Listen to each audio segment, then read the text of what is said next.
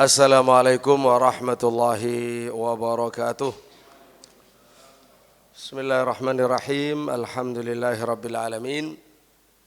Asyhadu an la ilaha illallah wahdahu la syarikalah wa asyhadu anna nabiyyana Muhammadan abduhu wa rasuluh.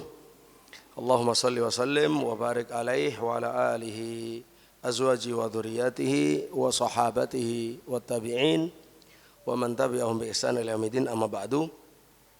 Yang kami hormati Ketua Raudhah Ummi Arabil Quran Ustadz Salman beserta seluruh jajaran para pengurus, para ustadz-ustadzah di Ruwak Raudhah Ummi Arabil Quran, dan yang kami hormati, kami cintai semua para wali santri, putra-putri dari anak-anak kita di Ruwak.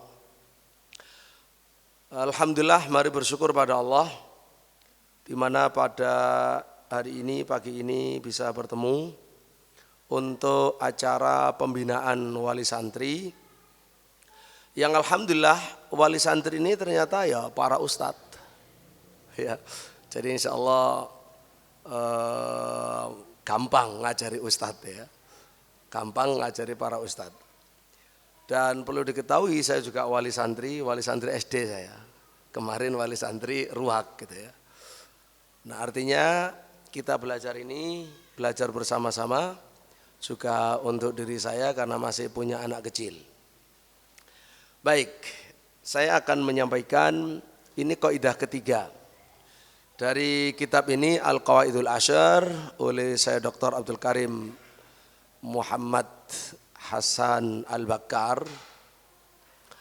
Ini kaidah ketiga sebenarnya. 4 ini adalah 4 kali kita menyampaikan, 1 saya ambil dari luar kitab. Jadi 3 ya, 2 dari kitab ini, 2 dari kitab, 2 dari luar kitab. Kebetulan yang kaidah 1 saya lewati karena itu pranikah. Baru kaidah kedua kita bagian dari dunia, dan yang ketiga adalah apakah lingkungan itu segalanya.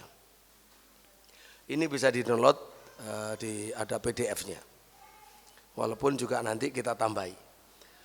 Bapak Ibu rahimakumullah, tentu tujuan kita belajar seperti ini, semua ilmu itu ada unsur keilmuan, ada unsur pengamalan. Selalu ilmu mendahului amal.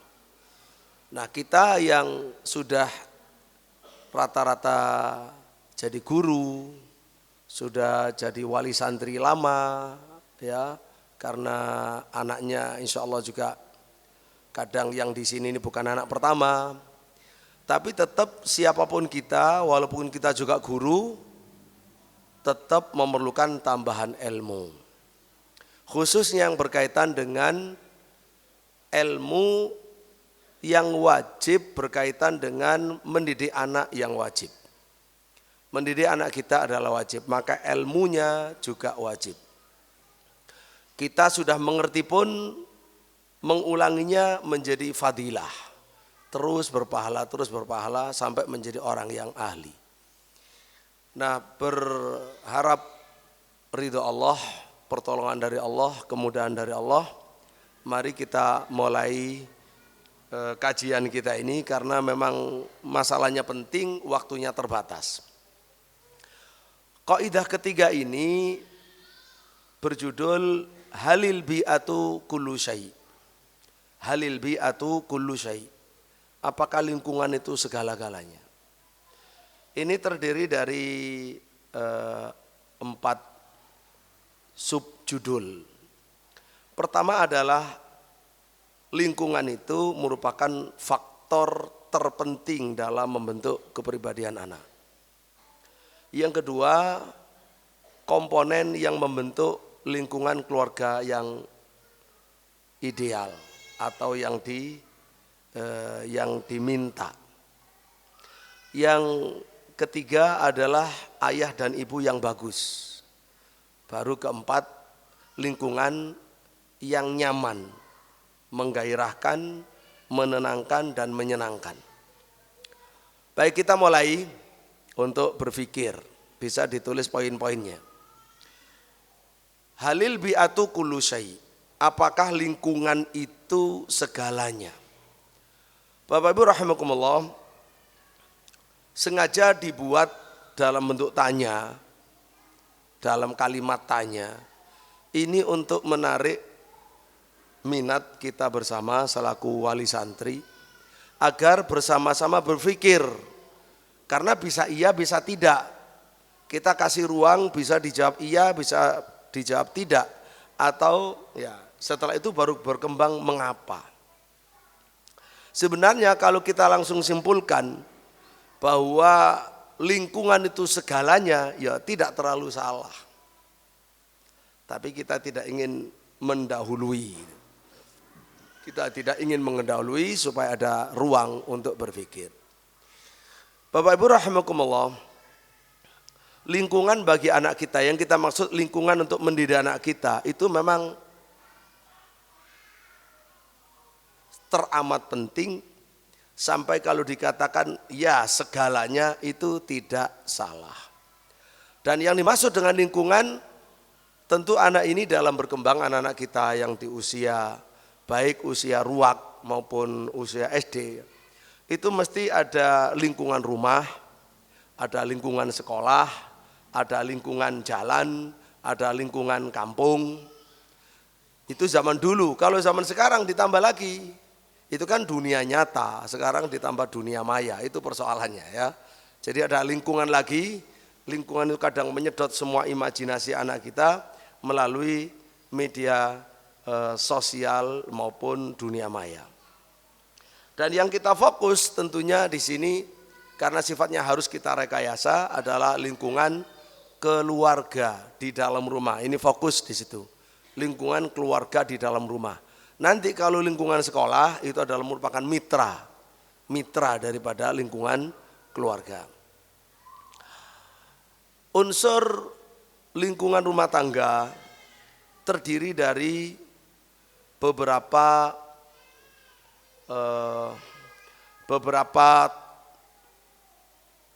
sosok pribadi yang ada di rumah. Sosok pribadi yang ada di rumah ya bisa mulai dari ayah, ibu, saudara gitu ya. Jadi itu tentang orang-orang yang ada di rumah. Ini unsur pertama. Yang kedua adalah nilai yang dibawa oleh keluarga itu apa? Nilai-nilai apa yang dibawa?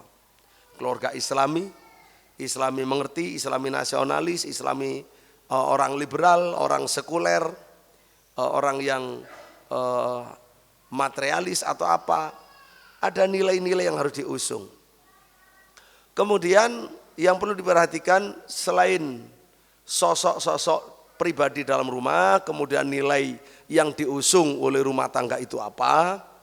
Kemudian yang ketiga adalah mutu hubungan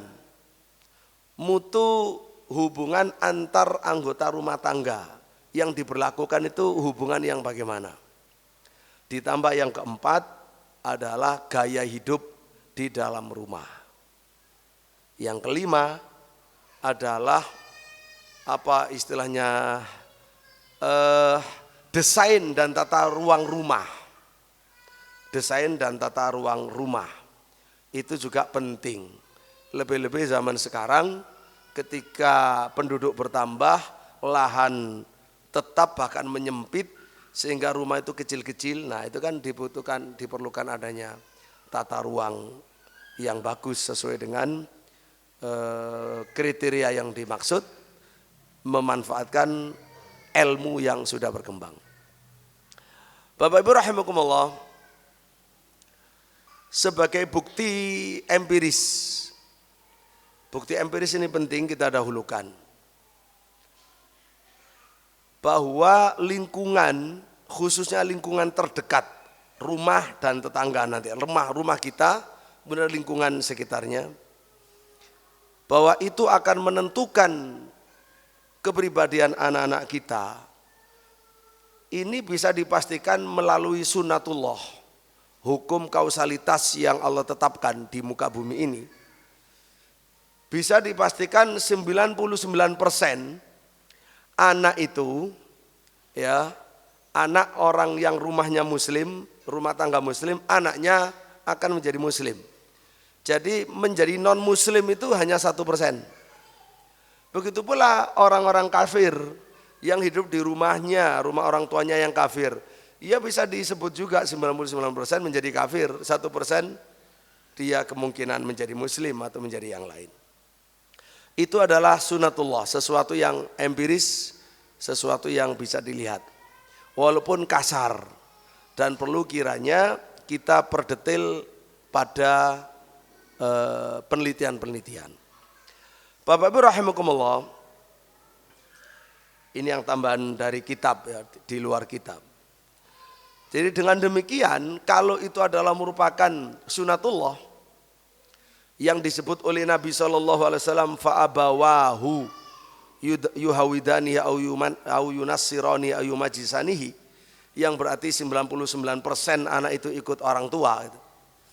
Maka tidak heran apabila para pemerhati pendidikan, para pemerhati kejiwaan, jadi baik itu adalah ahli pendidikan maupun para psikolog, mereka berijma, bersepakat bulat bahwa faktor terpenting yang diandalkan untuk mendidik anak, faktor terpenting yang terbesar pula pengaruhnya dalam mendidik kepribadian anak, dalam memberikan karakter, kebiasaan dan akhlak-akhlaknya adalah faktor al-bi'ah, khususnya al-bi'ah al-usariyah. Bi'ah itu lingkungan, usariyah itu keluarga, lingkungan keluarga. Sehingga bisa langsung diketahui kalau anak ini ada penyimpangan, anak ini ada kekurangan, ada kemunduran, yang dituding pertama kali ya keluarga, bukan yang lain. Menurut ilmu, baik ilmu Islam atau ilmu penelitian, ya situ dulu yang dituding langsung yaitu, yang dicurigai yaitu. Ini penting ya. Jadi ini sesuatu yang musallam, sesuatu yang sudah bisa diterima, wajib diterima dan harus diterima. Sebagaimana ketenangan rumah ya, ataupun keguncangan rumah itu punya peran besar tentang keistiqomahan anak ataupun tentang penyimpangan anak. Jadi itu sudah paralel ya, paralel. Anak itu dibentuk terbesar oleh unsur lingkungan rumah. Ada penelitian dilakukan oleh UNESCO. Ada penelitian dilakukan oleh UNESCO. Meneliti tentang faktor yang terbanyak dalam mempengaruhi perilaku anak ataupun jiwa anak. Setelah melakukan penelitian panjang yang UNESCO tentu tidak didasarkan kepada Islam ya, macam-macam lah, rata-rata sekuler lah, murni kajian lapangan, sosial dan lapangan empiris. Akhirnya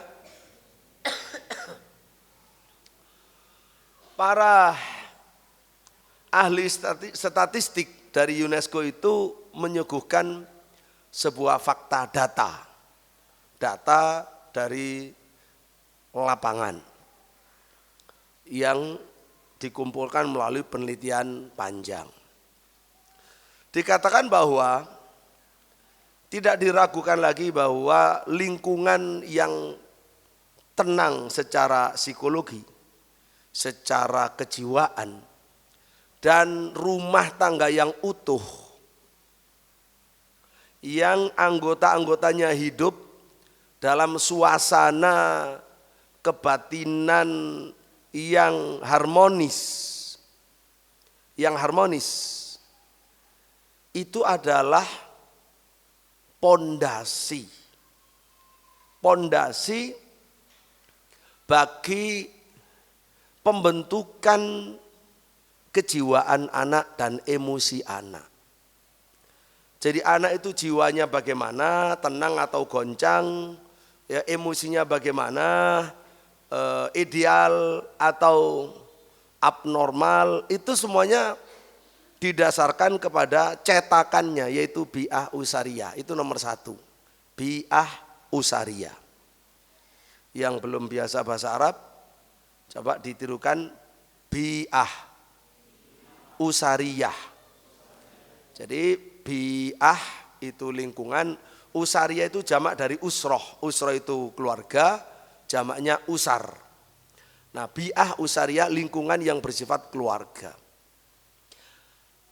Kemudian atas dasar ini pula, atas dasar mutu rumah tangga yang harmonis, maka anak ini akan ditentukan hubungan sosialnya, ya, akan ditentukan bentuk dari hubungan sosialnya.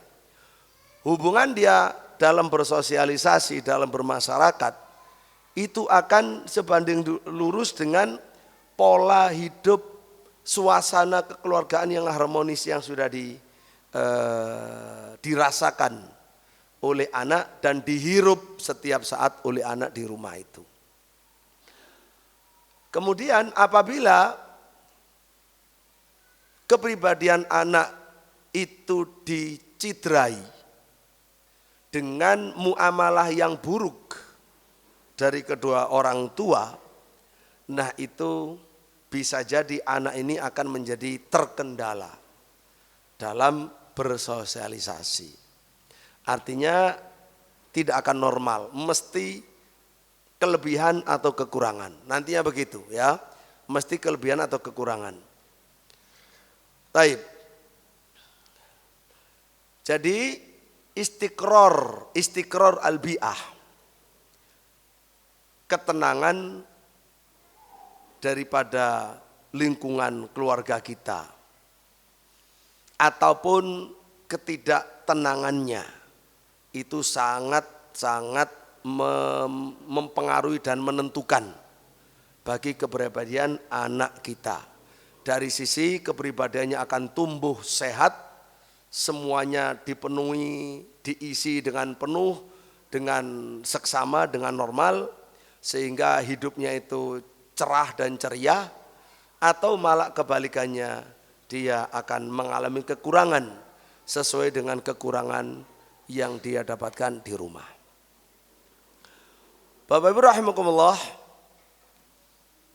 ya tambahan saja di situ juga para psikolog, para ulama ahli kejiwaan, ya lebih jauh juga menjelaskan tentang gonjang-ganjing, kegoncangan, ketidakharmonisan yang ada di rumah tangga, yang dia hidup di dalamnya. Di situ ada problem, ada kesulitan, ada macam-macam hak yang tidak terpenuhi dengan baik.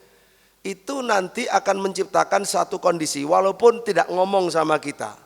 Dan kalau kita tidak berusaha ndedes atau istilahnya mengorek gitu, maka kita akan luput dari kita. Tahu-taunya nanti sudah parah gitu. Itulah nanti pentingnya juga untuk berusaha menyelami isinya anak itu apa. Bukan menunggu anak bicara, tapi kita yang harus membuatnya bicara gitu. Jadi anak kalau hidup dalam rumah tangga seperti itu, dia merasa bahwa dia hidup di dalam alam yang kontradiktif. Alam yang kontradiktif, penuh dengan kecurangan, dengan kebohongan, pengkhianatan, dengan ketidaktulusan. Yang akhirnya karena dia masih anak kecil, dia kesimpulan ke dalam, saya lemah, enggak kuasa, enggak punya apa-apa.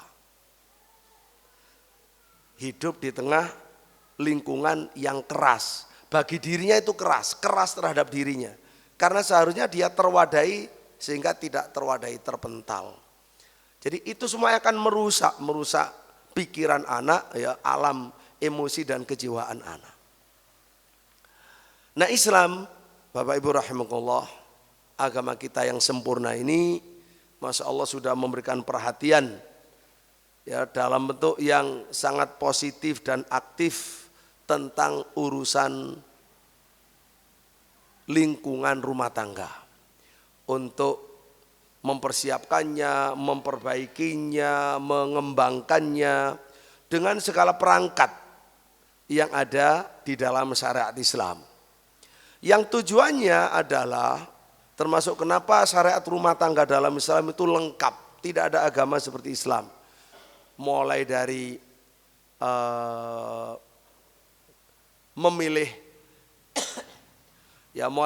memilih calon pasangan, kriterianya, kemudian mulai ta'aruf, nazar, khitbah, pernikahan, kemudian membangun rumah tangga, begitu seterusnya, ya, sampai sebelum hamil, ketika hamil, setelah lahir.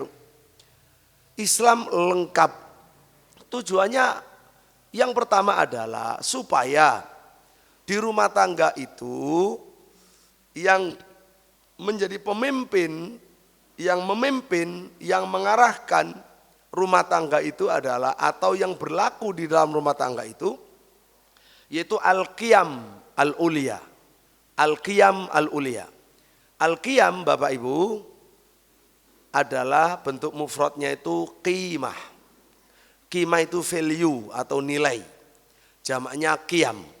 Al-ulia itu yang luhur. Jadi tujuan Islam supaya yang tercetak, yang terwujud di dalam rumah tangga itu adalah nilai-nilai yang mulia, nilai kebenaran dijunjung di situ, nilai keadilan, nilai kesetaraan, nilai kasih sayang dan lain sebagainya. Itu adalah nilai-nilai yang harus dihirup oleh anak, dilihat oleh anak, didengar oleh anak, dirasakan oleh anak.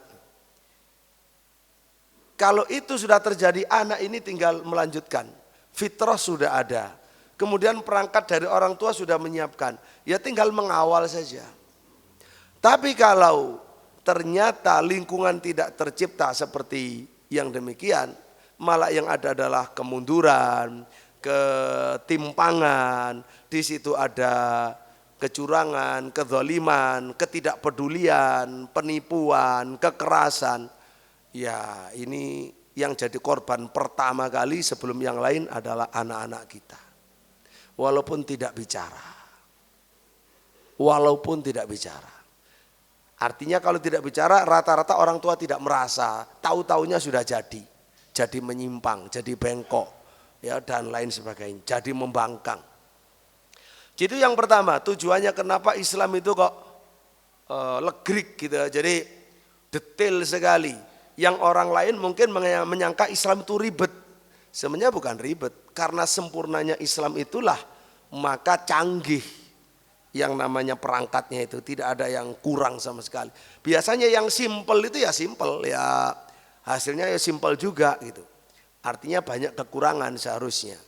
Nah Islam dalam hal detail harus detail. Dalam hal yang simpel harus simpel. Nah untuk urusan rumah tangga ini yang akan mewariskan generasi yang harus lebih baik, paling tidak sama. Nah, itu perangkatnya adalah banyak, ya, perangkatnya banyak. Nah, yang kedua, tujuannya selain memang nilai-nilai keislaman yang luhur itu yang tercipta di rumah, tentu tujuannya kedua adalah agar suasana dan situasi rumah itu menjadi tempat yang aman, tempat yang nyaman, tempat yang terbebas dari fitnah dan gonjang-ganjing. Itu harusnya begitu. Betul-betul itulah namanya baiti jannati. Ya, rata-rata kalau kita Bapak Ibu untuk menciptakan baiti jannati, keluarga simpel yang masih suami istri itu rata-rata gampang, apalagi yang pengantin baru. Pengantin baru gampang, tiap hari baiti jannati, tiap hari. Jadi suaminya lulus jadi suami, istrinya lulus jadi istri. Begitu punya anak 1, 2, 3. Loh kok gak muncul jadi suami, jadi ayah yang baik? Kok gak muncul jadi ibu yang baik gitu. Nah itu status lain lagi, meningkat statusnya. Setelah jadi suami yang baik harusnya jadi ayah yang baik. Setelah jadi istri yang baik menjadi ibu yang baik. Nah itu yang lebih sulit ya. Baik, berikutnya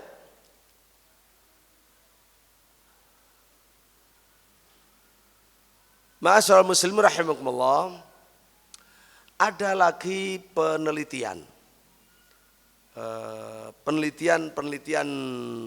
yang terkait, yaitu telah dilakukan sebuah penelitian ibu rumah tangga, seorang ibu, entah karena apa faktornya, macam-macam, ternyata dia sendiri yang sibuk mendidik anak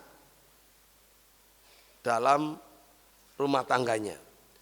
Ya, seorang ibu, seorang diri sibuk menumbuh kembangkan anaknya di dalam rumah. Tidak hadir sosok ayah. Tidak hadir sosok ayah. Nah kira-kira yang begini ini banyak apa banyak ya? Banyak. Ayah merasa aku kan sudah tanggung jawab dengan bekerja, kan? Betul, bekerjanya tanggung jawab. Tapi ketika anak seluruh urusannya diserahkan ke ibunya, bahkan anak ketika mendekat, sana ke ibumu sana, semuanya ke ibumu sana. Loh, anak itu ketika sudah mendekat mau itu kangen kepada ayahnya, disuruh ke ibu terus, ayahnya tidak hadir. Dia merasa cukup dengan memenuhi hajat materi. Bayar sekolah lah wis, sama sekolah sing pinter, sing rajin, ayah rajin kerja. Ya bagus ya. Tapi kalau ayah tidak punya kesadaran harus hadir dalam kehidupan anak. Karena itu ajaran Islam, karena itu juga yang diharapkan oleh anak, bahkan diharapkan oleh istrinya juga untuk ikut memperhatikan anaknya, bukan hadir secara fisik tapi hadir dalam rohaninya, dalam jiwanya, dalam taklimnya. Walaupun tidak langsung setiap rutin misalkan mengajari pelajaran tertentu, tapi ayah harus hadir. Sesekali dia mengawasi, dia menanyakan, dia memperhatikan, kadang dibersamai, digendong, diajak dialog, ditanya, diapresiasi ya. Perkembangannya apa, keluhannya apa. Itu wajib. Kalau ayah tidak hadir, yang hadir cuma ibu saja, semuanya serba ibu. Yang penting satu, ayah itu kerja bagus. Kedua, ayah dengan ibunya saja. Nah anaknya diberikan ke ibunya, nah ini yang jadi persoalan. Akan muncul dua hasil yang sama-sama tidak diinginkan. Yang pertama, Bapak Ibu sekalian, akan kemungkinan muncul anak ini akan didominasi oleh sifat kekanak-kanaan, lembek. Enggak yang perempuan, enggak yang laki-laki, itu rata-rata kekanak-kanaan lama masa kanak-kanaknya. Enggak mentas-mentas. Tidak cepat dewasa. Yang lain dewasa, dia masih kekanak-kanaan karena anak mama. Anak mama. Karena ibu memang dia punya kelebihan ya, tapi dia juga punya kekurangan.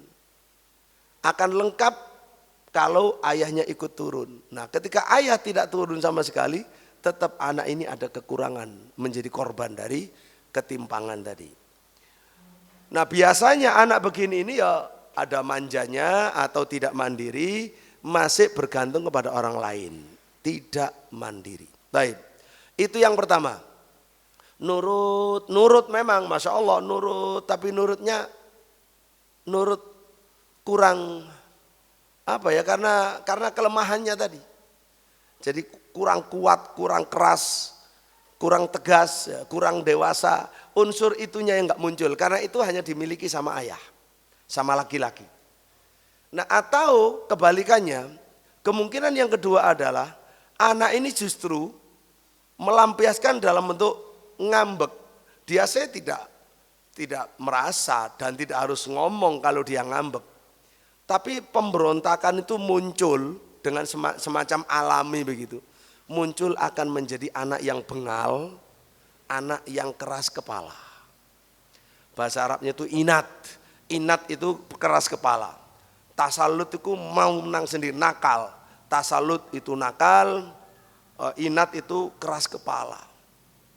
Tentu beda-beda antara anak yang laki-laki dan perempuan, ya. Beda-beda. Anak laki khusus dengan ibu saja, anak perempuan dengan ibu saja, ya. Itu tetap ada minusnya tapi dengan perbedaan. Negatifnya itu berbeda antara anak laki dan perempuan. Terus Bapak Ibu rahimahullah, ada lagi penelitian. Itu penelitian berdiri sendiri. Ada lagi penelitian yang lain. Dilaksanakanlah penelitian terhadap keluarga harmonis, anak-anak yang tumbuh berkembang diopeni bersama, diperhatikan bersama, walaupun mungkin porsi beda, karena yang satu kerja di luar, satu di rumah, tetapi mereka satu tim, ayah ibu ini dalam pendidikan satu tim. Jadi terus ada hubungan, ada evaluasi, ya, ada laporan, begitu ya, ada perbaikan. Jadi apapun hasilnya terkomunikasikan dan ayah kadang-kadang turun gitu. Maka ini hasil penelitian itu menunjukkan bahwa anak-anak memiliki kemampuan lebih baik daripada yang lain dalam hal membaca, dalam hal menulis, dalam berhitung, dibanding dengan anak-anak yang hanya tumbuh berkembang di samping seorang ibu saja atau di samping seorang ayah saja. Jadi ketika dua-duanya ini betul-betul ada keseimbangan dalam perkembangan, ada harmonisasi dalam pribadi anak itu sendiri. Taib. Jadi dengan demikian artinya butuh kerjasama. Makanya Nabi mengatakan fa'abawahu. Sebenarnya Bapak Ibu, semua penelitian yang dilakukan baik oleh muslim atau kafir itu hanya untuk membuktikan benarnya sabda Nabi SAW. Kullu mauludin yuladu alal fitrah fa'abawahu yuhawwidanihi au yunassiranihi au yumajjisanihi. Itu sudah. Itulah ilmu kenabian, mukjizat yang berasal dari Allah Khaliqul Bashar. Maka begitu dilakukan penelitian, bukti lapangan membuktikan benarnya sabda Rasulullah SAW. Bapak Ibu, ada penelitian lagi yang di luar dugaan. Sebagian psikolog Amerika melakukan sebuah studi. Studi itu ada 2 sampel. Sampel bahasa Arab itu ainah. Ainah itu sampel. Jadi ada sampel anak putri yang lahir dan dibesarkan di penjara bersama ibunya. Jadi ibunya di penjara, anaknya juga di penjara. Karena masih kecil artinya minta pokoknya ada di penjara lah. Apapun sebabnya, apakah hanya khusus untuk penelitian, ya. Kan ada penelitian itu kadang bertahun-tahun memang ya dibuat rekayasa itu gitu. Yang jelas ada wanita-wanita di penjara bersama putri-putrinya.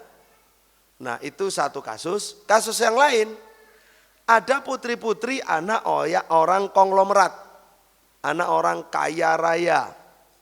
Orang kaya, orang konglomerat yang hidupnya dengan mewah dan foya-foya. Ya, yang biasanya mesti dititipkan kepada para pembantu-pembantu. Biasanya begitu. Diasuh oleh pembantu-pembantu. Subhanallah hasilnya Bapak Ibu. Ini orang kaya raya, fasilitas tak terbatas, modern. Yang satu orang miskin semiskin-miskinnya malah dalam penjara, nggak bisa kemana-mana. Tapi sama ibunya. Yang kaya raya tidak sama ibunya. Subhanallah hasilnya bahwa anak-anak orang kaya ini, anak-anak putri orang kaya yang tidak bersama ibunya, tapi bersama yang lain, pembantu atau yang lain, itu ternyata hasilnya tidak mengungguli, tidak bisa mengungguli anak-anak yang dipenjara bersama ibunya. Ya, untuk betul-betul membuktikan betapa lingkungan terkecil yang utama dan pertama yaitu ayah ibu itu menentukan. Kebersamaannya itu menentukan. Bukan soal melarat kaya, bukan fasilitas, tapi yang inheren dalam diri manusianya, anak dan ayah ibunya, anak dan ibunya dan ayahnya. Itu yang menentukan pribadi anak-anak ini di masa depannya. Baik. Lalu ada lagi penelitian dilakukan di Universitas Amir Naif ini di Saudi. Penelitian ini meneliti tentang keluarga muda. Bahasa Arabnya adalah usarul ahdath. Keluarga remaja, keluarga masih baru. Ya. Ada realita sosial. Keluarga-keluarga muda ini kembali kehidupan penyimpangan. Jadi sudah rumah tangga masih menyimpang. Dulu waktu remaja menyimpang. Nah, ada proses disadarkan, menikah. Sudah menikah, nyimpang lagi. Keluarga-keluarga muda ini ada semacam tren begitu ya. Ada pola begitu. Ternyata keluarga-keluarga muda ini yang menyimpang ini ditemukan bahwa selama ini sebelumnya mereka itu tidak mendapatkan hubungan keluarga yang harmonis sebelum menikahnya itu. Hubungan antara dia dan saudara-saudaranya itu terputus nafsi-nafsi. Atau terhubung tetapi dengan permusuhan. Pokoknya tidak harmonis. Sebagaimana hubungan antara mereka dengan orang tuanya itu juga tidak normal. Kadang didapati pertumbuhan sebelumnya itu orang tuanya memperlakukan anak tidak edukatif. Sangat rendah dari sisi edukasinya, dari sisi pengarahan, bimbingan, pengawasan, enggak. Atau kebalikannya, terlalu streng, terlalu kuat, terlalu main kasar dan keras. Atau memperlakukan anak-anaknya dengan diskriminatif. Ya termasuk dengan membanding-bandingkan yang negatif.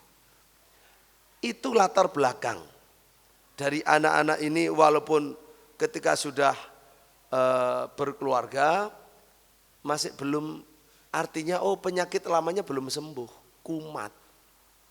Nah itulah jadi panjang ceritanya. Artinya kenakalan-kenakalan penyimpangan itu bukan sesuatu yang bim salah bim, secara panjang. Ya, dialami oleh si anak itu dalam rumah tangga. Ada juga, perhatikan ini, ada banyak studi yang lain, bukan 1, 2, banyak studi. Yang intinya adalah al-jawul aili, suasana kekeluargaan.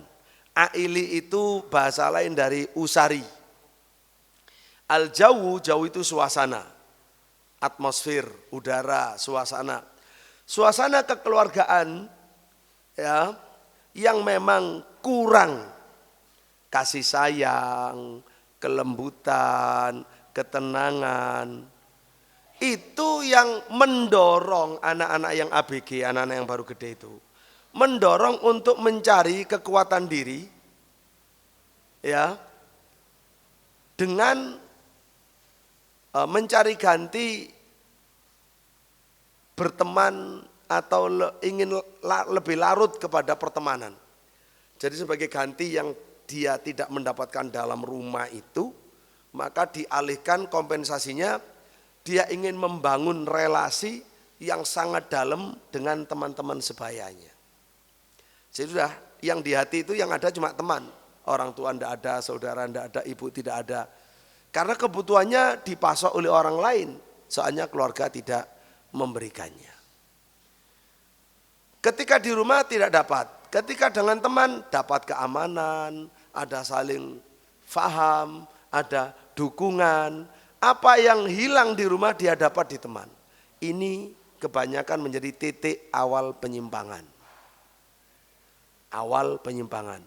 Ini kan kita bicara remaja, itu adalah kelanjutan dari anak kecil, dari masa kecil yang tidak disadari. Kemudian juga penelitian dan juga ataupun fenomena rata-rata ini. Keluarga yang terdidik itu rata-rata anaknya pendidikannya juga diperhatikan. Rata-rata sampai sekolah tinggi, lulus perguruan tinggi. Walaupun mereka melarat.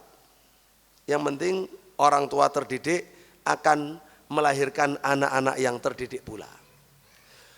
Keluarga yang tidak terdidik, tidak hidup dengan ilmu walaupun dengan harta, rata-rata ya kalau untuk sekolah enggak minat. Baca enggak minat, belajar enggak minat. Ketika disuruh-suruh asal nyuruh-nyuruh anak enggak minat ya sudah. Gimana lagi wong enggak minat? Dia orang tuanya begitu. Gimana lagi wong anaknya enggak minat? Didatangkan guru les enggak minat. Karena persoalannya bukan hanya guru les, kejiwaan dulu. Makanya di Ruwak ini ketika salah satu visinya adalah mencintakan anak kepada Quran, mencintakan anak pada ilmu, mencintakan anak pada membaca, itu intinya pendidikan. Yang harus ditanamkan di rumah, dilanjut ditanamkan di sekolah. Atau ditanam di sekolah, dilanjut di rumah. Terus berkesinambungan. Itu baru akan jadi orang yang namanya ahli ilmu. Atau orang yang hidupnya dibangun di atas ilmu. Sangat menghargai ilmu, menghargai buku. Nah sehingga anak-anak model begini kalau lulus, alhamdulillah lulus, kamu mau hadiah apa nak? Buku. Jadi hadiahnya buku. Apa? Antarkan saya ke toko buku. Saya mau milih apa saja yang buku-buku bagus yang baru yang itu kan hebat. Coba sama menciptakan anak model begini kan susah. Jadi hadiah apa? Yang lain kan? Hadiah ke Jatim Park. Hadiah kemana? Ke pantai. Hadiah kemana? Hadiahnya mesti itu aja. Yang hadiah antarkan saya ke toko buku, saya akan milih buku-buku bagus. Nah, itu kan beda. Rasanya juga beda. Bahkan ditawari, kamu nggak beli sepeda ta? Enggak, beli buku aja. Ditawari aja nggak mau. Karena dia sudah punya kecintaan yang terbangun, yaitu kepada ilmu. Nah itulah yang tentu kita semuanya senang kalau kecintaannya terbentuk ke arah yang benar, yang lebih baik. Kalau dia cinta barang-barang, ya wajar-wajar saja, nggak perlu pendidikan kalau itu ya. Cukup disuguhi iklan tiap hari ya dia sudah senang. Ya kan? Jadi Bapak Ibu rahimahullah, nah ini penting sekali bahwa intinya ar-raghabat wal muyul yasna'uhal kibar wa yazra'unaha fi nufusis sighar. Jadi minat dan kecenderungan itu dibuat oleh orang dewasa lalu ditanamkan di hati, diinstal di hati anak-anak kecil. Bukan dibiarkan nyari sendiri. Lalu dapatnya nanti dari teman, dapatnya dari siapa, bukan. Nah itu Bapak Ibu rahimakumullah tentang hasil penelitian soal kecenderungan orang keluarga yang berpendidikan rata-rata anaknya diusung. Ya mau tidak mau pokoknya harus lulus perguruan tinggi. Apakah langsung ataukah setelah menikah pokoknya lanjut. Enggak ada kata menyerah. Tapi kalau yang orang tuanya memang tidak terdidik, gampang sekali menyerah. Sebagaimana dia memang tidak bisa, tidak punya rekam jejak untuk itu yang bisa menjadi contoh bagi anak. Baik, sekarang kita bicara yaitu komponen lingkungan keluarga yang seharusnya. Komponen keluarga yang seharusnya. Pertama adalah abawani jayidan. Abawani jayidan. Ayah ibu yang baik. Ayah dan ibu yang baik.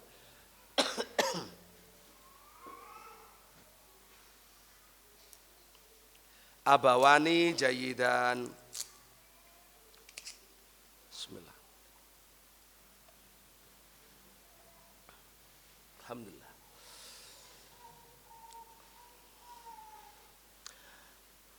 Ayah dan ibu ini, Bapak Ibu rahimakumullah, adalah faktor yang melahirkan anak. Jadi anak itu lahir karena kedua orang ini. Lalu air susunya, minumannya, makanannya, udaranya, situasinya, percontohannya, perilaku, pikiran, perilaku, kebiasaan dari kedua orang tuanya, mutu hubungan kedua orang tuanya, mutu hubungan antar kedua orang tuanya dengan anak-anaknya. Ini yang akan membentuk al-jaw al-insani war-ruhi fil manzil. Yang akan bentuk suasana kemanusiaan dan kerohanian di rumah. Karena kita manusia, ada jasad dan ruh, beda dengan hewan. Hewan tidak ada ruh, jasad saja. Karena itu kan nggak ada persoalan, mau dipisah, mau nggak dipisah, hidup dengan siapa, ya nggak perlu ada program rohani. Tapi kalau manusia ini wajib sejak kecil sudah dipikirkan, sudah dibuatkan lingkungan supaya dia mata melek sudah di lingkungan yang ideal, telinga mendengar di lingkungan yang ideal. Artinya sebenarnya pendidikan yang sukses untuk anak-anak kita itu sebenarnya mudah kalau modal awalnya ini sudah dipenuhi. Akan mudah. Kalau kita para orang dewasa, para orang tua adalah sosok-sosok yang baik. Sosok baik itu ukurannya tentu kan ada ajaran Islam ya. Kita ingin ajaran kita ajaran Islam. Lalu antara pikiran kita dengan Islam, ucapan kita dengan Islam, perilaku kita dengan Islam, baik perilaku sendiri atau perilaku dalam sosial kecil rumah tangga maupun dengan anak. Itu bedanya antara yang dicita-citakan oleh Islam dengan realita kita itu tidak jauh gapnya. Gapnya tidak jauh. Kita memang orang-orang tua yang ya berhasillah disebut sebagai muslim yang baik. Muslim yang berpendidikan yang baik. Bapaknya baik, ibunya baik, hubungan mereka baik, hubungan mereka berdua tanggung jawabnya kepada anak baik. Nah kalau itu modal itu sudah ada, maka mendidik anak itu mudah. Tidak sulit dan tidak mahal. Tidak sulit dan tidak mahal. Tapi kalau ternyata antara kita sebagai orang tua, baik pribadi atau berdua, ya, baik hubungan berdua atau hubungan dengan anak, kaitannya dengan nilai-nilai Islam itu ada gapnya, kok jauh, ya, hidupnya, pola hidupnya dan seterusnya itu jauh. Nah di situ ingin menghasilkan anak yang baik itu sulit. Ingin mendapatkan anak yang baik secara sunatullah itu sulit. Gitu ya. Kalau ada yang berhasil, ya itu karena faktor X, faktor yang lain ya, yang perlu diketahui. Tapi secara umum akan sulit.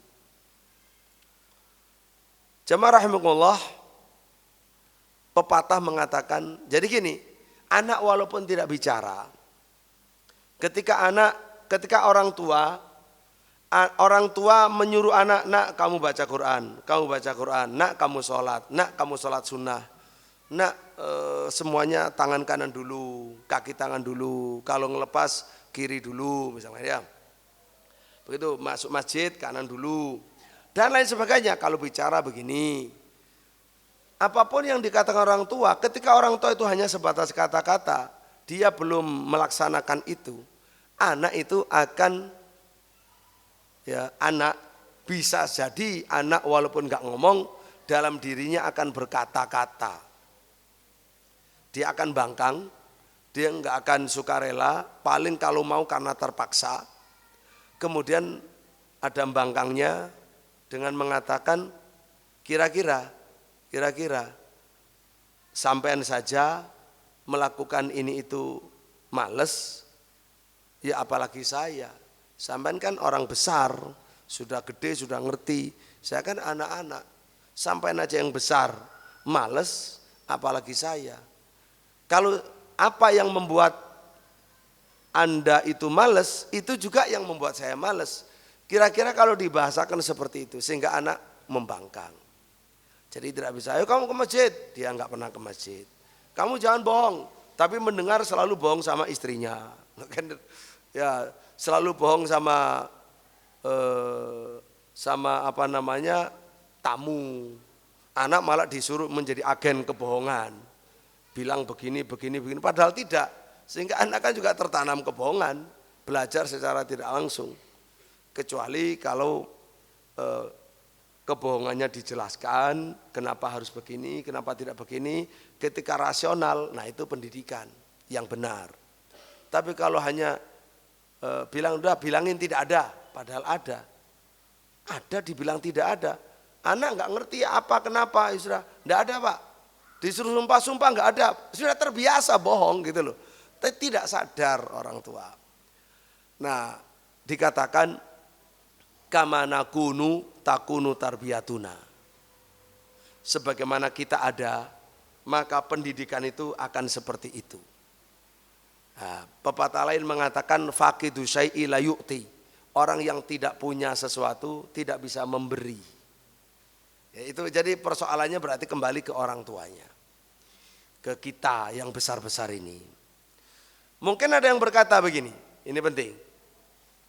Bisa saja kan, kalau soal tadi kan, itu kan kalau anak tahu tentang ketimpangan kita, keburukan kita. Mungkin ya kalau begitu kita sembunyikan dong kekurangan kita yang tidak mengamalkan Islam ini itu. Kita sembunyikan dari anak-anak, biar anak-anak tidak niru kita dalam hal yang jelek. Contoh saja misalkan orang tua ngerokok. Dia berusaha, nak kamu gak boleh ngerokok. Diterangkan rokok itu bahaya, rokok itu merugikan, haram, penyakit. Tapi orang tuanya belum bisa berhenti. Dia berusaha sembunyi sebisa mungkin. Ya mungkin 1000 kali sembunyi, konangan sekali. Gitu ya. Mau tidak mau ya tetap konangan, gak mungkin tidak. Sehingga dikatakan dalam bait syair, wa mahma yakun inda mri'in min khaliqatin wa in khalaha takhfa 'alan nasi tu'lami. Betapapun orang itu punya karakter, meskipun ia menyangka bahwa itu akan tersembunyi, enggak diketahui oleh orang, tetap akan ketahuan. Tetap akan ketahuan. Nah, Bapak Ibu rahimahullah, kemudian ada lagi studi-studi yang dilakukan mengatakan, ini penting juga untuk kita ketahui. Model yang paling kuat di dalam mempengaruhi kehidupan anak itu adalah orang tua menangani anak yang sejenis. Ayah nangani anak laki-laki, ibu nangani anak perempuan. Ya, itu yang utama maksudnya, anak laki-laki, orang tua laki-laki bapak utama. Nanti kan dibantu sama ibu. Ibu nangani anak perempuan, nanti dibantu sama ayah. Jadi tetap cuma semacam penanggung jawabnya itu gitu. Kalau perempuan ibunya, kalau laki-laki ayahnya. Itu teori ya. Kalaupun dalam kenyataan tidak bisa mesti seperti itu karena tergantung dari profesi orang tuanya. Tapi wajib bertakwa kepada Allah bagaimana cara menanggulangi kekurangan-kekurangan. Harus menjadi kesadarannya ya. Makanya saya bilang tadi, Bapak Ibu rahimahullah, saya punya anak kecil. Alhamdulillah Kalau saya menjadi suami yang sukses, wah enggak perlu ditanya. Saya menjadi suami yang sukses bisa langsung cross check ke Bunyai. Ya pasti jempol nomor 1 kan ya. Nah, tapi kalau apakah saya ayah yang sukses sih ojo disi, ojo takon ya. Ya, bisa ditanya anak-anak saya ya. Karena saya menyadari ya Bapak Ibu rahimakumullah. Karena itu saya secara berkala juga turun langsung ke anak-anak. Karena saya khawatir mendolimi anak-anak. Dan luar biasa loh ya. Khususnya misalkan kepada anak Akhla ini. Ini kan anak masih SD. Anak masih SD baru kelas 2. Saya coba dialog sama dia. Masya Allah. Kalau tidak ditanya, kalau nggak didedes, nggak akan pernah muncul. Tapi begitu muncul, kita itu tidak menyangka kalau anak itu cerdas seperti orang tua sebenarnya. Hanya bedanya nggak ngomong. Cuma nggak ngomong saja.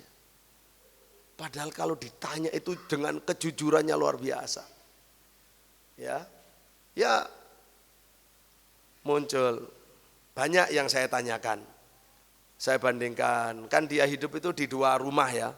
Dia hanya mengalami rumah asbes. Rumahnya yang sekarang ditinggali Ustadz Abu Hasan, tapi akan segera ditinggalkan ke rumah barunya. Kan saya lama di situ. Dia lahirkan ketika di situ. Dia tidak ketemu rumah Pandaan, nggak ketemu rumah Wiloso, nggak ketemu rumah Sukorjo, nggak ketemu rumah Kumis Kucing. Ketemunya rumah di situ sama rumah yang di belakang. Dari sisi senang ketika ditanya, nah, Saman masih ingat nak Saman hidup di rumah mana saja? Ingat, di rumah situ sama rumah sini. Perasaan Saman lebih senang mana, lebih bahagia mana gitu. Lebih bahagia di rumah yang lama, yang asbes itu. Kan heran, kok bisa? Iya, kan di situ kita selalu bersama-sama. Masa kecil kan, masa kecil. Kita selalu bersama-sama. Abi, Umi, dan banyak, semua orang banyak, saudara-saudara mesti ke situ. Jadi banyaknya tamu, banyaknya saudara lengkap, saya senang, bahagia. Nah terus kalau di rumah sini, subhanallah, separuh bahagianya katanya. Gimana? Separuh bahagia. Lu kok bisa separuh gimana? Iya, sudah nggak kayak dulu. Yang datang ke sini sudah nggak banyak. Iya maklum kan berkembang, masing-masing punya sekolah sendiri, punya rumah sendiri, macam-macam. Terus, ya kalau saya pulang sekolah SD itu nggak ada orang di rumah. Ya mana? Nggak ada orang. Saya nyari-nyari Umi, nggak ada. Abi nggak ada. Terpaksa deh seorang diri saya nyari mainan sendiri. Dia ngomong gitu. Jadi saya itu kadang subhanallah. Terus apa lagi nak?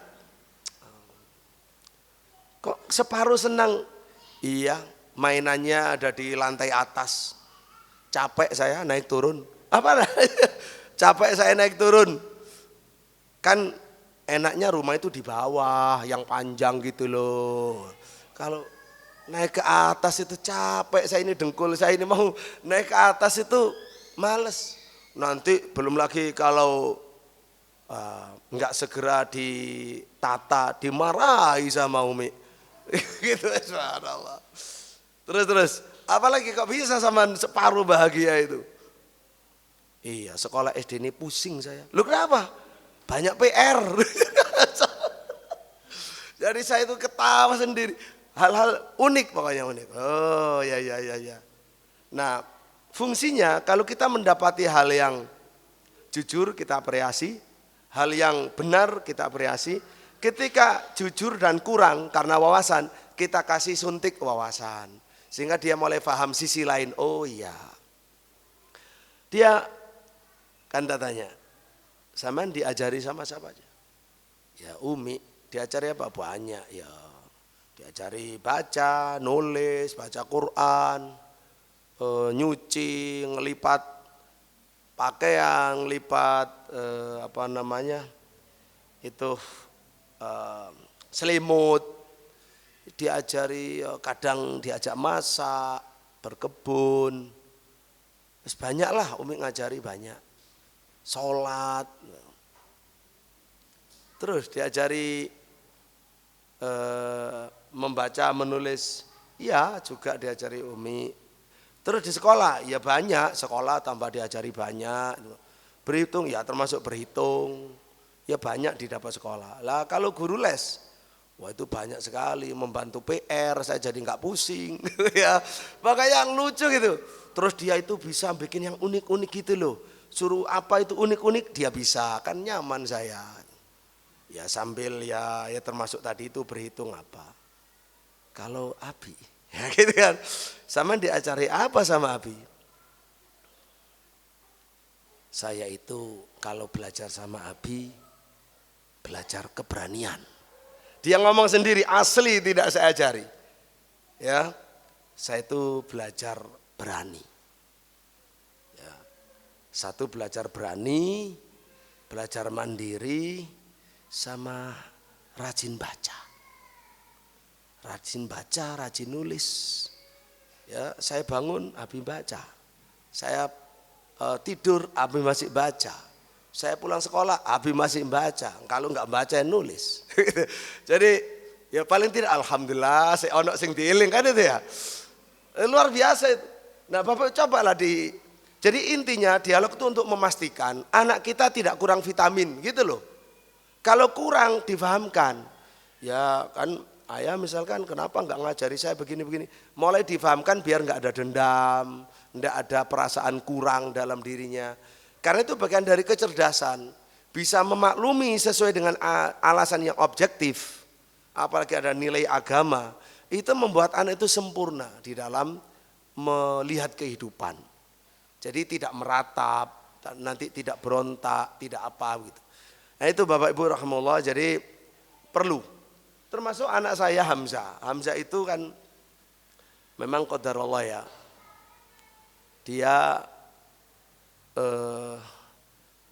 lahir kecil digendong sudah harus hijrah gitu.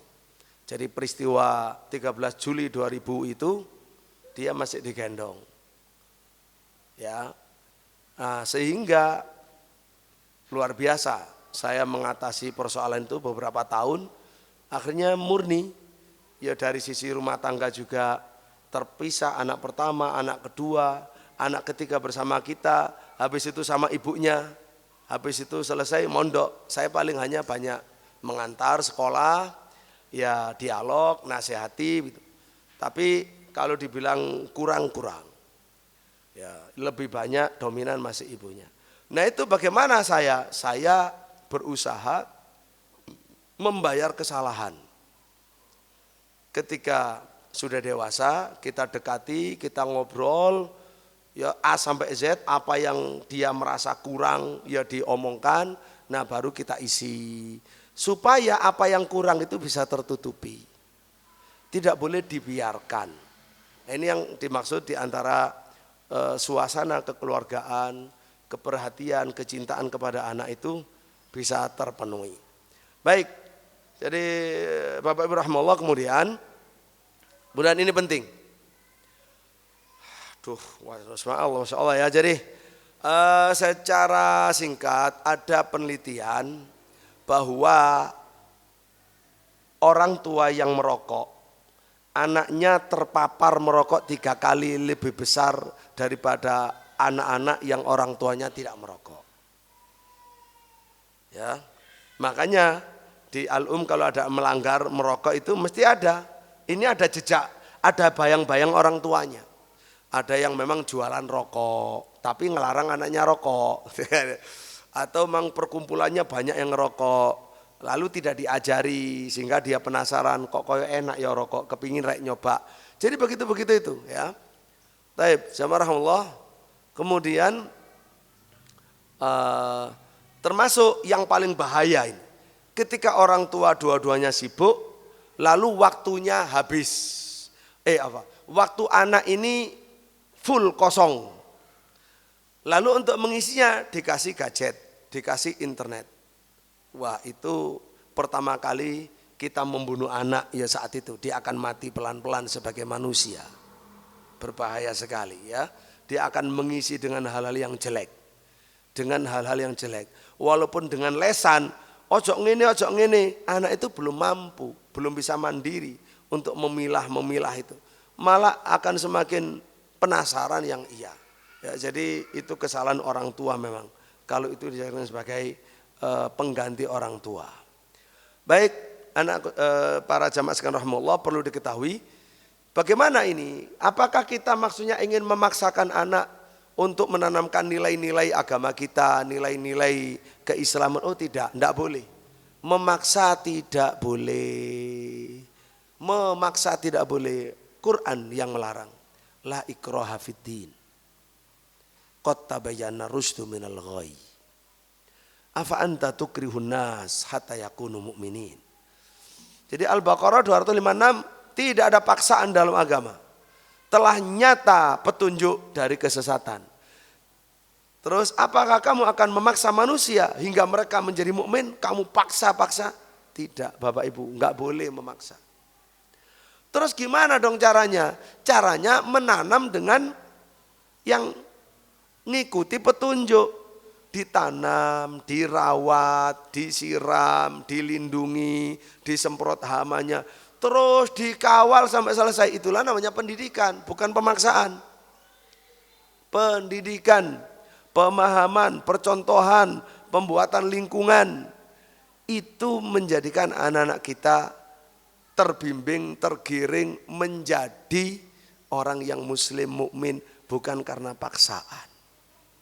Bagaimana caranya anak-anak itu melihat? Jadi kita buat tertarik kepada Islam, kepada agama Islam dengan melihat perbuatan kita itu menjadi bukti. Ucapan kita itu menjadi bukti. Hubungan kita suami istri, ya ayah ibu di depan anak-anak itu menjadi bukti. Menjadi bukti kalau Islam yang ditanamkan itu benar. Islam yang ditanamkan itu baik. Jadi itu bukan dengan pemaksaan serta-merta, tapi semacam pemaksaan yang rekayasa, lengkap dengan gradualnya, ya, dengan tahapan-tahapannya, dengan kebijaksanaannya dan lain sebagainya. Ya, bahkan ada satu pemuda bercerita, saat saya satu mobil dengan ayah, enak melaju, ternyata pas lampu ada orang lewat. Orang tua nyebrang, begitu di tengah jalan raya yang lebar di Saudi, itu lampu kuning, lampu hijau udah nyala, mobil pada kenceng-kencengan. Ayah saya langsung berhenti dan nyetop semua mobil yang ada dulu, orang itu dituntun sampai pinggir. Kata dia, itu tertanam dalam diri saya, betapa tinggi nilai akhlak membantu orang lain, ya. Itu lebih bermanfaat daripada saya melihat sekali dari ayah, daripada saya membaca kitab 300 halaman tentang adab. Itu pentingnya perbuatan, menanamkan dengan perbuatan-perbuatan tadi, ya. Maka sekali lagi, bangsa yang fakir, bangsa yang miskin, bukan bangsa yang tidak punya uang atau kurang uang atau banyak utang. Tapi bangsa yang dibiarkan penduduknya bingung, tola-toleh, kanan kiri, tidak melihat model-model manusia yang beradab. Hanya melihat orang-orang yang mungkin level 4, orang-orang yang tidak bermutu, orang-orang yang suram dalam agama dan dalam akhlak.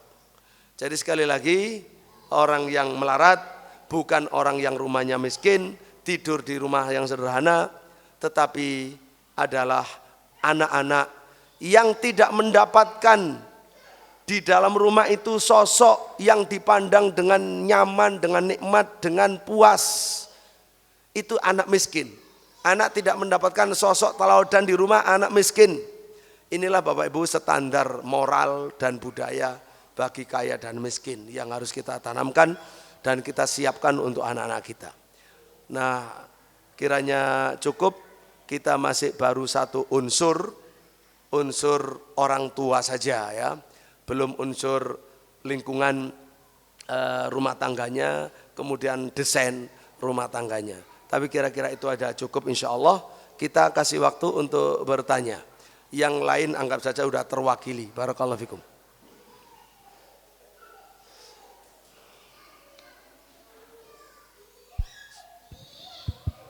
Kami ucapkan jazakallah khairan kepada guru kita. Untuk bertanya karena waktunya terbatas, kami batasi satu laki-laki dan satu perempuan. Jadi kita dari laki-laki dulu, dari Bapak, barangkali ada yang ingin ditanyakan ke beliau.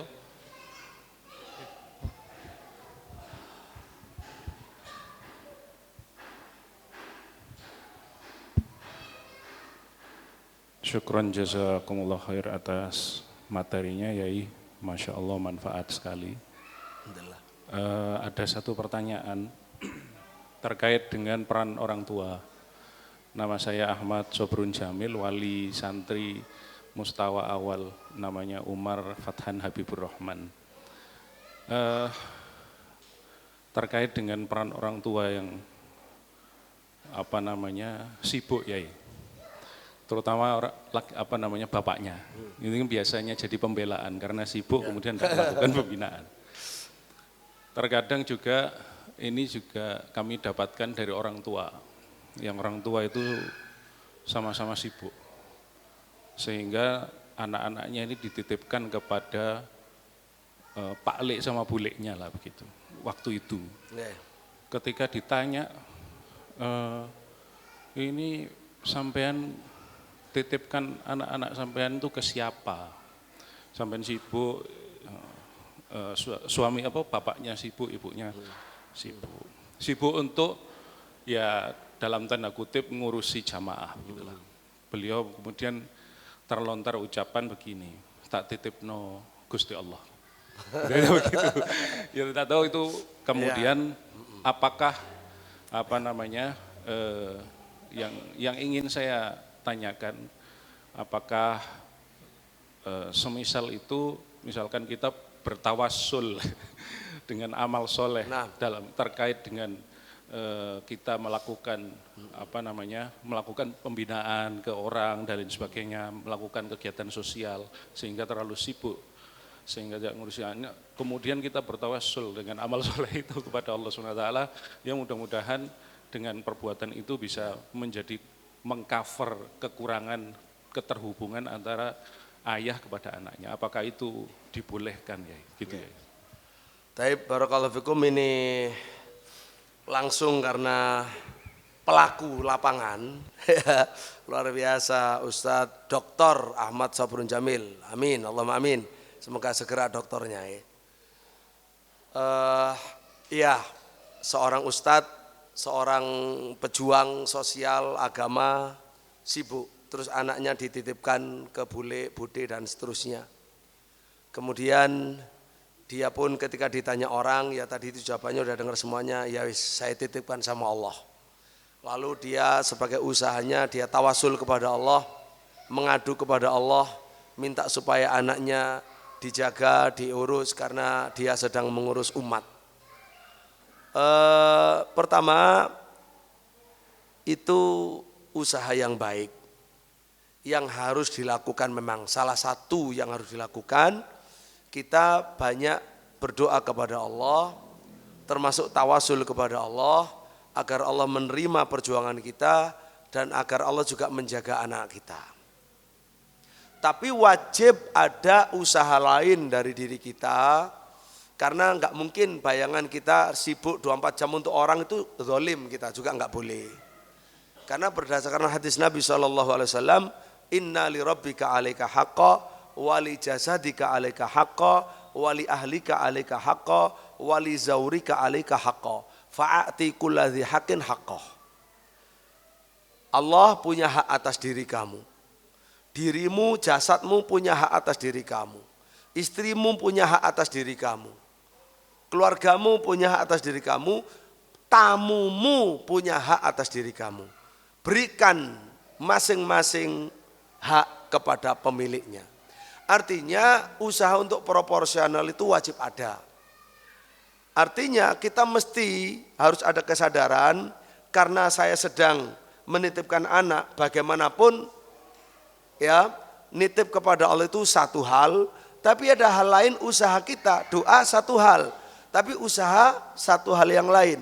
Kita mesti harus ada program untuk ngurusi anak, jenguk anak, membawa anak, ngajak dialog anak, ya.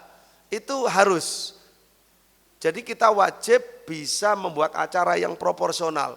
Kalau semuanya untuk umat salah, kita salah, orang tua salah. Nanti ketika ada apa-apanya ya memang salah kita. Mesti begitu ya, karena ini sunatullah.